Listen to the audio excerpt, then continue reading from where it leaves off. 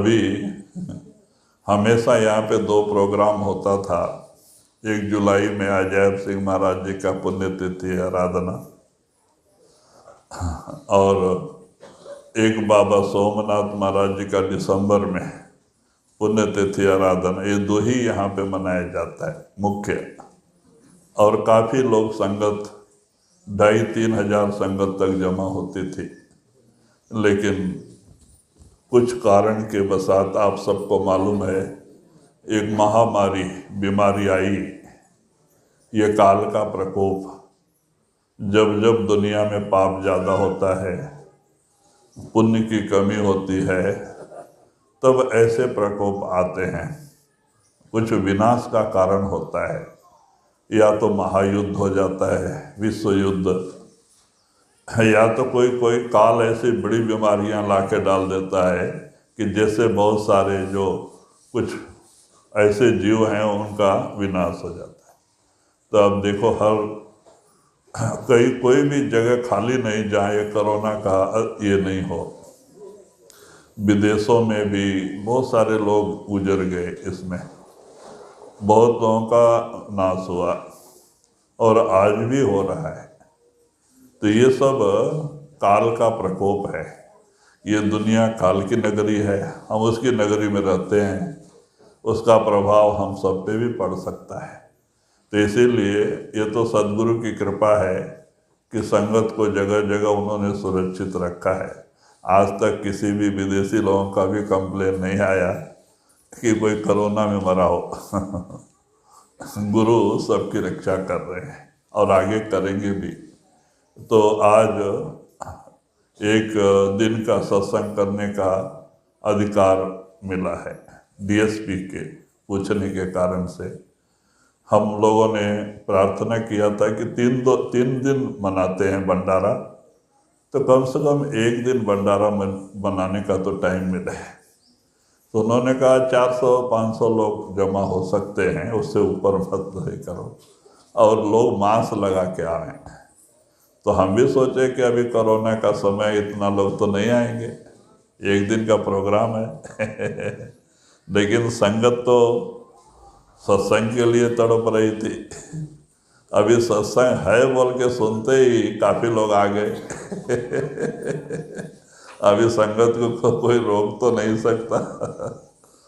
तो बहुत खुशी हुई, चलो जो 1 दिन का मौका मिला है कुछ गुणगान संतों के, गुरु का गुणगान करने का, उसका लोग लाभ उठाएंगे।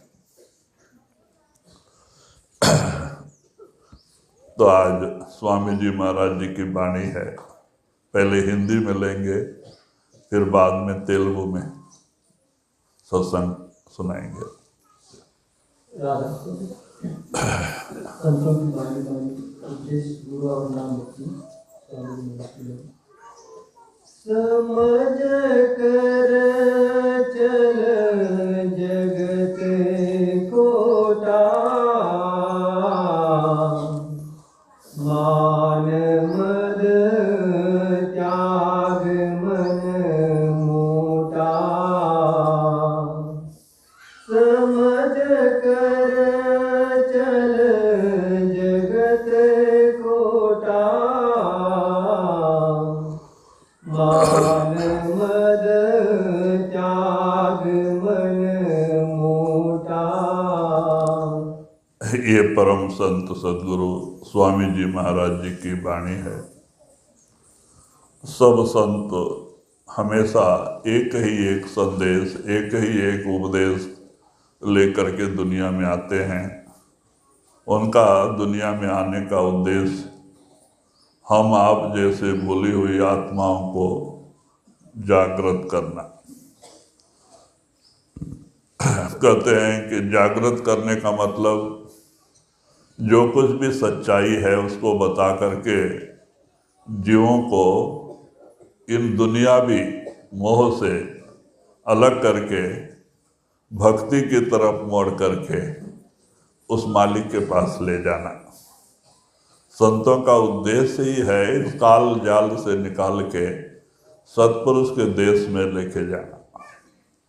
तो यही स्वामी जी महाराज संदेश देते हैं कि भाई आप इस काल और माया के जाल में बड़ी बुरी तरह से फंस गए। काल ने आपको बहुत बुरी तरह से दुनिया में बांध के रखा है। वो मोह की रस्सी, मोह माया के जाल में बांध के रखा है। अब इससे निकलने का एक ही उपाय है, सद्गुरु का शरण। तो इसीलिए कहते हैं समझ कर चल जगत खोटा। कहते हैं यहाँ आप अच्छी तरह से विचार करके चलो, दुनिया झूठी है, खोटा, झूठा। हम देख रहे हैं सबको सच नजर आ रहा है, लेकिन ये सच नहीं है। अगर सच होता तो हम क्यों छोड़ के जाते। आज हमारे बाप दादा चले गए, कल हमें भी यहाँ छोड़ के जाना पड़ेगा, तो इसको क्या सच माने। रात का सपना घंटे आधा घंटे का होता है, ये थोड़ा 60-70 साल का है तो सपना ही। देखते हैं, देखते देखते बालपन गया, किशोर अवस्था आया, पठन पाठन में चला गया, जवानी आई, कारोबार व्यापार बिजनेस में लग गए, रात दिन बाल बच्चों की चिंता में गए और बुढ़ापा देख के रोया। फिर चौथा स्टेज बुढ़ापा बहुत दुखदाई होता है, जिस स्टेज से इन सब जीवों को गुजरना पड़ता है। तो इसीलिए स्वामी जी महाराज जागृत करते हैं, समझ कर चल जगत खोटा। और कहते हैं अच्छा तरह विचार करके इस दुनिया में चलो, क्यों झूठे चीजों के अहंकार में फंसे हो। मेरा मेरा मेरा, ये अहंकार कहते हैं ये भी 4 दिन का है। कहते हैं इसका त्याग करो और वो सद्गुरु मालिक के नाम से प्रेम प्यार करो, जो तुम्हें इस दुख से हमेशा के लिए बचाएगा, तुम्हें अपने पिता परमात्मा की गोद में ले जाएगा, तुम हमेशा के लिए सुखी हो जाओगे। वो क्या चीज है? मालिक का नाम, सुमरन, सद्गुरु का ध्यान। ये 2 रास्ता संतों ने हमें बताया है इस दुख से छुटकारा पाने के लिए। महात्माएं कहते हैं भाई दुनियावी कारोबार करो, बाल बच्चे में रहो, नौकरी करो, बिजनेस करो, खेती करो, गृहस्थी करो, कुछ भी करो, 2.5 घंटे उठ के अपने काम के लिए, अपने आत्मा के उद्धार के लिए 2.5 घंटे समय दो। वो 2.5 घंटा 24 घंटा हम दुनियावी कारोबार करें, कोई बात नहीं, 2.5 घंटे अपने आत्मा के उद्धार के लिए दे तो काफी है। तो गुरु खुश होता है। जब गुरु का हुक्म मानते हैं तो गुरु खुश होता है, वो दया करता है। लेकिन हम गुरु का हुक्म नहीं मानते, हम मन का हुक्म मानते हैं। मन जो कहता है वो करते हैं, गुरु जो कहता है वो नहीं करते। तो इसीलिए कहते हैं कि ये मान मद त्याग मन मोटा। कहते हैं कि ये अहंकार छोड़ दो, नहीं तो काल के सोटे खाने पड़ते हैं, अंदर यमदूतों के मार खाने पड़ते हैं। जो हम दुनियावी चिंतन करके यही आशा लेके जाते हैं तो अंदर काल यमदूत मारते हैं कि भाई ये 4 दिन के लिए तुम्हें दिया गया था, ये तुमने अपना कैसे बना लिया।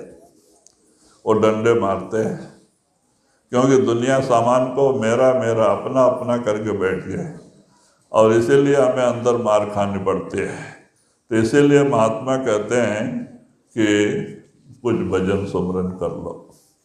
ये जो समय मानव शरीर का परमात्मा ने दिया है, ये मुक्ति का दरवाजा है, सीढ़ी का आखिरी डंडा है। एक पैर उठाए छत पे पहुंच जाएंगे, पार हो जाएंगे। एक पैर फिसल गया फिर पृथ्वी पे आके गिरेंगे, फिर 84 वो सीढ़ी चढ़ना पड़ता है छत पे जाने के लिए, यानी 84 का चक्कर लगाना पड़ता है। तो इसीलिए महात्मा कहते हैं 84 का चक्कर लगा के ही मानव शरीर में आए हैं। अब ये मानव शरीर इस दुख से छुटकारा पाने के लिए दरवाजा है, मुक्ति का दरवाजा है। अगर इसमें हम मुक्त नहीं हुए फिर और कोई शरीर में हम मुक्त होने का चांस नहीं है। तो इसीलिए महात्मा हर तरह से हमें जागृत करने की कोशिश करते हैं जी। समझ कर चल जगत खोटा, मान मद त्याग मन मोटा, खुदी को छोड़ नहीं टोटा, भक्ति कर खाए क्यों सोटा। तो इसीलिए कहते हैं खुद ही को छोड़, कहते इसमें अहंकार छोड़ दो, इसमें आपका कोई नुकसान नहीं, उससे कोई टोटा नहीं, कोई नुकसान नहीं। नहीं तो ये अहंकार करके जीव जो जाता है तो अंदर यमदूतों के लाठी खानी पड़ते हैं।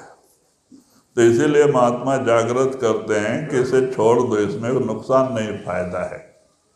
अहंकार छोड़ के कहते सब मालिक तेरा है, ये जो कुछ भी तू दिया है सब तेरा है, मेरा ये शरीर भी तेरा ही है। हाँ, और तू जैसे रखे वैसे राजी, तू जो कुछ मुझे देना चाहता है दिया है, और तू जैसे रखता है मुझे खुशी है, मुझे मेरी कोई इच्छा नहीं है। मालिक की मौज में रहना, भजन सुमरन करना, क्योंकि आशा ही है हमें निराश करती है। आशा ही है बार बार दुनिया में के जेल खाने में लेके आती है, 84 में भटकाती है। वो क्या चीज़ है? आशा। क्योंकि ये आशा कभी तृप्त नहीं होती। आज लाख मिले 10 लाख की आशा बढ़ जाती है, 10 लाख मिले करोड़ की आशा बढ़ जाती है, करोड़ मिले 10 करोड़ की आशा बढ़ जाएगी, 10 करोड़ मिले दुनिया का वाली बनने का। ये कभी शांत नहीं होता है, तृष्णा रूपी आग।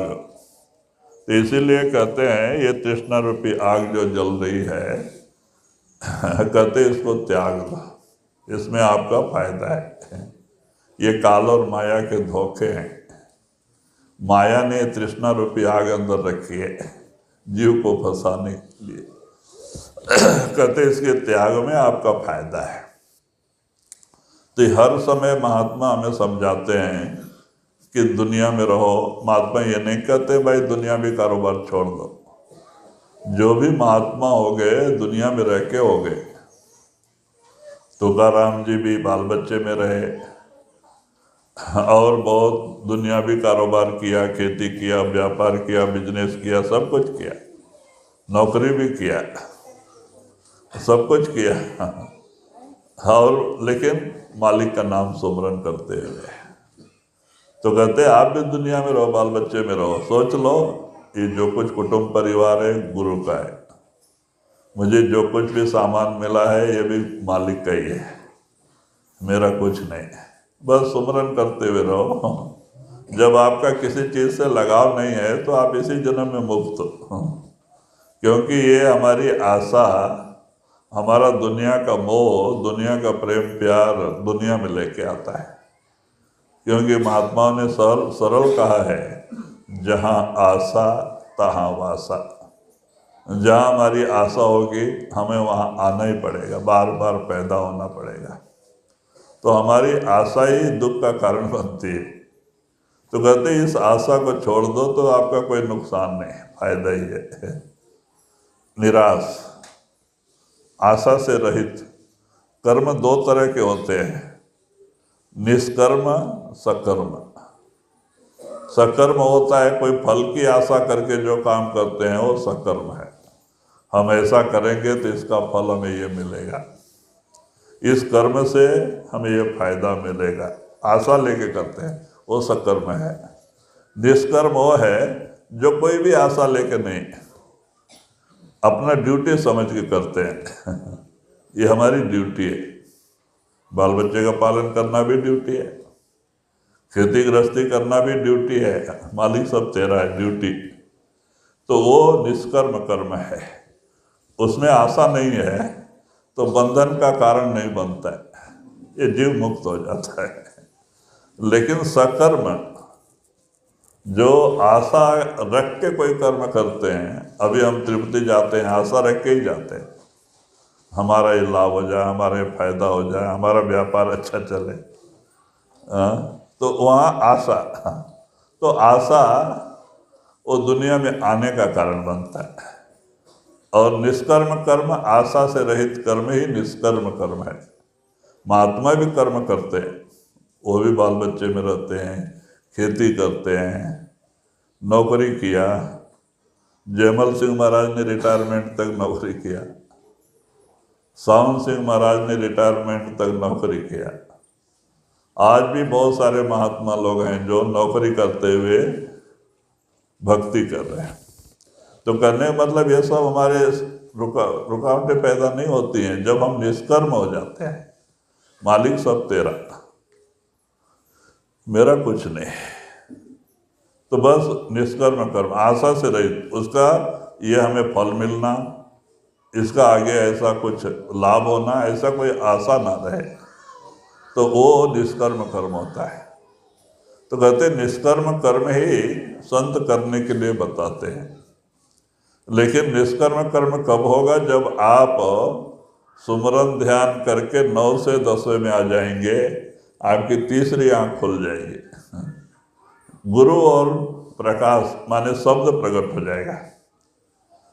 जब अंदर गुरु को देख लेंगे, आपको भरोसा आ जाएगा, हो मैं कुछ नहीं, करने कराने वाला कोई और है। तो ऑटोमेटिक हम सब कुछ उस पर डाल देते हैं और निष्कर्म कर्म, हम निष्कर्म योगी हो जाते हैं।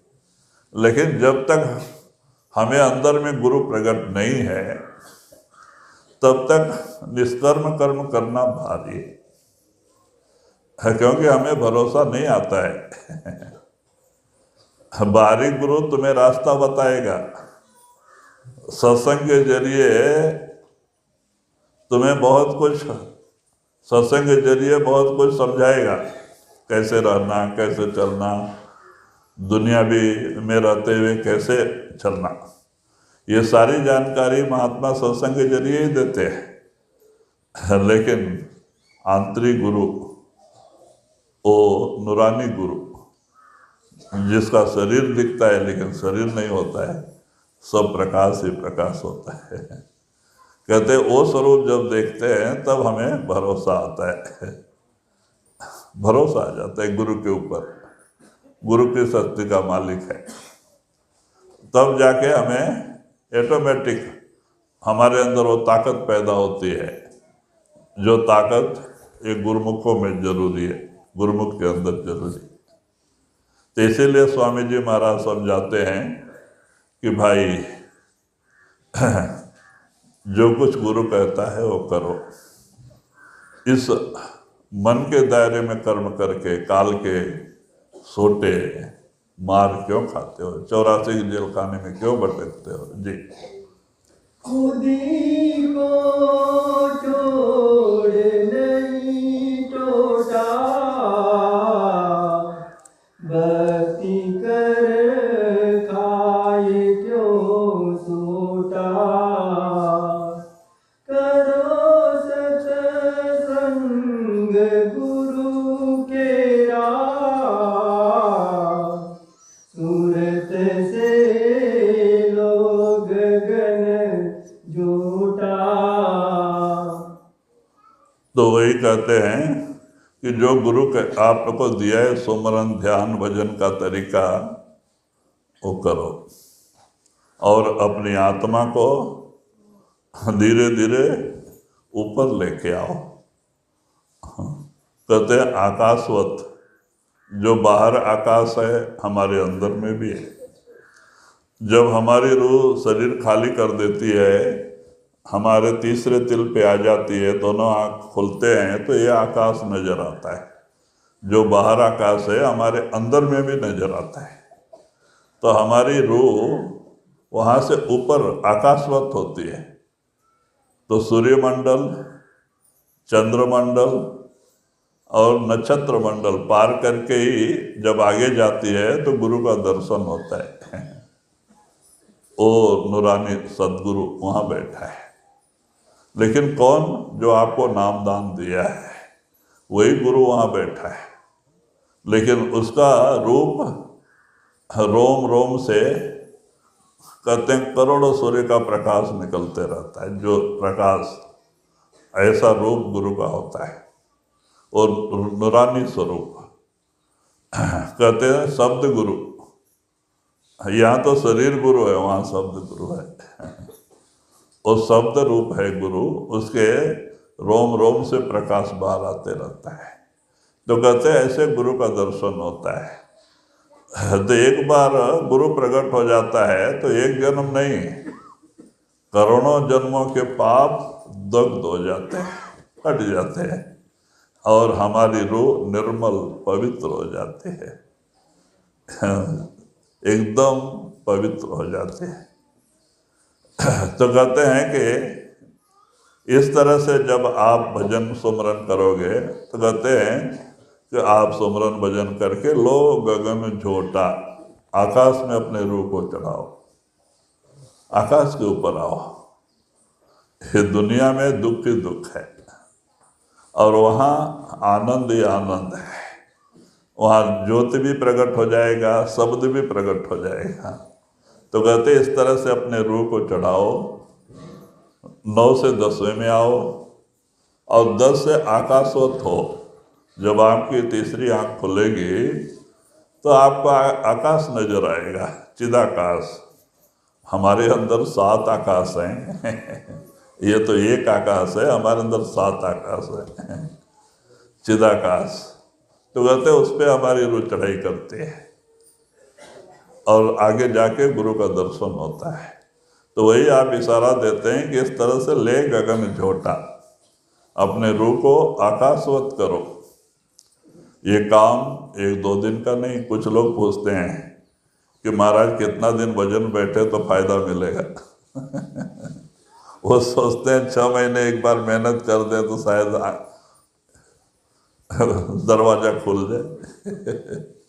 कहते नहीं भाई, ये तो अपने अपने प्रेम, गुरु के चरणों से प्रेम लगाओ, विरह। जैसे जैसे ज़्यादा प्रेम सदगुरु के चरणों से लगाव होगा, आपके अंदर गुरु से मिलने की तड़प होगी, विरह होगी। तो वैसे वैसे उसको जल्दी होता है, किसी को लेट होता है। हमारा प्रेम प्यार तो दुनिया के रंग में रंगा है। हम रात दिन दुनिया की चिंता से जुड़े। घर में कोई बीमार हो गया तो भी हम कहते हैं कि गुरु ने हमारी मदद नहीं किया, छोड़ो गुरु को। तो हमारा ऐसा प्रेम है, क्षणिक प्रेम है, जो दुनियादार के बराबर भी गुरु को नहीं समझता है। तो फिर गुरु कैसे उससे राजी होगा? एक दुनियादार को ही बड़ा मानता है, परिवार को ही बड़ा मानता है, और वहाँ पे गुरु भक्ति से दूर होने के लिए तैयार हो जाता है। ये कौन सा गुरुमुख है? और कौन सा गुरु उस पर खुश होगा? तो कहते नहीं, ये दुनिया का जो कुछ सुख दुख है हमारे कर्मानुसार आते हैं। ये आप गुरु के पास जाओ तो भी आएंगे, गुरु के पास नहीं जाओ तो भी आएंगे। जो प्रारब्ध में लिखा है वो होके रहता है। अभी देखो, रामचंद्र तो अवतार थे, पारब्रह्म के बोलते अवतार हैं। तो उनके ऊपर दुख क्यों आ गई? कहते ना कि मुनि वशिष्ठ से पंडित ज्ञानी शोध के लगन धरी, सीता हरण मरण दशरथ को वन में विपद परी, कर्म गति तारे नाई तरी। कबीर साहब ने कहा है। کہ وہ अवतार थे, लेकिन उनके ऊपर भी इस मानव शरीर में आने के कारण से उनको भी उसका हिसाब चुकाना ही पड़ा। ऐसे त्रिकाल ज्ञानी वशिष्ठ ब्रह्मा के मानस पुत्र थे, वो ब्रह्म ऋषि जिनकी तीसरी आंख खुली थी। ऐसे महापंडित और उनके कुल गुरु होते हुए भी राम को मुहूर्त निकाले थे।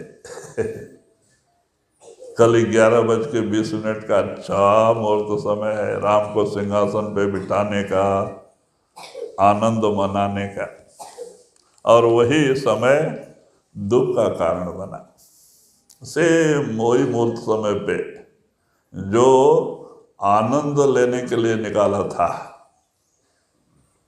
वही दुख का। उसी समय राजा दशरथ के प्राण गए और राम, सीता, लक्ष्मण, सुकुमारी सीता लक्ष्मण के साथ वनवास निकले।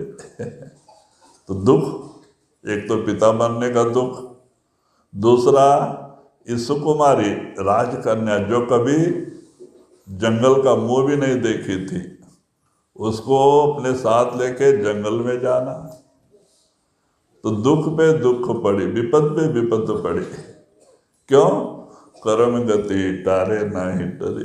जो विधि विधान में लिखा होता है वो हटाने से नहीं हटता है। वो तो कोई गुरुमुख हो तो संतों की कृपा से ही दूर हो सकता है। एक बार सावन सिंह महाराज जी के एक लड़के को फांसी लगा के मरना था। तो जयमल सिंह महाराज, अभी थोड़ा ही दिन बाकी रह गए, तो जयमल सिंह महाराज ने बेबी रुक्को को बताया कि बेबी, बरखुरदार पे बड़ा संकट आने वाला है। तो बेबी घबरा गई। महाराज क्या बात है? बोले उनके लड़के फांसी लगा के मरने का है, ये प्रारब्ध में है। तो कहते अरे महाराज ऐसा हो जाएगा, वो गुरुमुख है, उसका मन हिल जाएगा, आप दया करो। क्या दया करना, वो लिखित है। कहते आपसे बढ़ के कुछ नहीं है, आप चाहे तो हटा सकते हैं। तब कहते हैं कि अच्छा ठीक है, उसको बुलाओ। बुलाया आश्रम में, तो एक नीम के पेड़ के ऊपर रस्सी डाल के दूर खड़ा करके उसके गले में फांस डाला और बेबी रुको को हाथ में दूर दिया। बोला खींचना, जब मैं कहूँगा खींच तो खींचना, नहीं मैं खींचूंगा तो तू एक ही बार में उसको काट देना। तलवार दिया, बहुत अच्छा तलवार, और रस्सी को एक ही बार में काट देना। तो बोला अच्छा महाराज ठीक है। तो वहाँ पे उस लड़के गले में फांसी डाला। महाराज रस्सी लेके दूर खड़े होके बोला अच्छा बेबी मैं भी खींच रहा हूँ, तो वार कर। तो जैसे उन्होंने खींचा, बेबी ने तलवार से मारा, जो बहुत हट्टी कट्टी थी। बेबी को करीब पहलवानों का ताकत था। मैं एक जोर से मारा और रस्सी दो टुकड़ा हो गया। और बस अब हो गया, ज्यादा कट गया उसके लगा दिया ना, वो कट गया। तो ऐसा उन्होंने इसको दूर किया था। तो कहते हैं कि जो लिखित है, चाहे सत्संगी हो चाहे कोई भी हो, वो प्रारब्ध का हिसाब उनको खुद देना पड़ता है। हाँ, लेकिन फिर भी अगर वो गुरु से उसकी लगन है, रात दिन गुरु के चरणों से प्रेम प्यार करता है, तो ऐसा ये हम जो कुछ कर रहे हैं ये गुरु भक्ति नहीं है। कभी ख्याल आ गया तो आंख बंद करके बैठ गए, नहीं तो रात दिन बाल बच्चे दुनिया मस्त हो गए। हाँ, कभी कभी ख्याल आया तो भजन बैठ गए, तो ये भजन नहीं होता है। हाँ, वो भजन कहते हैं कि एक किसी कोई रोज खड़ा ना जाए, रोज रोज बैठे। हाँ, یہ نہیں کہ 4 दिन किया 2 दिन छोड़ दिया, 1 महीना बैठा तो 15 दिन छोड़ दिया, ऐसा करके हमारी तरक्की नहीं हो सकती और वो भजन नहीं बन सकता। रोज रोज, जैसे हम खाना रोज रोज खाते हैं, क्या किसी को बुलाने की जरूरत पड़ती है? पेट ही जवाब देता है, अपने आप जाके बैठ जाते हैं। फिर वैसे ही भजन रोज रोज करना 2 घंटा 2.5 घंटा, और गुरु गुरु करते हुए दुनिया में कारोबार करना। ऐसा प्रेमी जो गुरु को पहले दुनिया को पीछे देखता है, तो उसके लिए गुरु दया करता है, और जो दुनिया को पहले गुरु को पीछे देखता है तो उनके ऊपर कैसे दया होगा? कभी दया नहीं हो सकती, क्योंकि दुनिया का मालिक काल है, तो काल उनके ऊपर दया करता है, गुरु नहीं करता है। तो यही कारण है कि हम कोई गुरु कृपा से दूर हो जाते हैं, और प्रारब्ध जब हम भुगतते हैं, हमारे पास दुख मुसीबतें आती हैं, तो हम गुरु के ऊपर दोष देते हैं कि हम इतने पुराने सत्संगी हो गए, हमारे को इतनी मुसीबत आ गई, गुरु ने दया नहीं किया, छोड़ो गुरु को। तो हमारी भक्ति कहाँ तक है?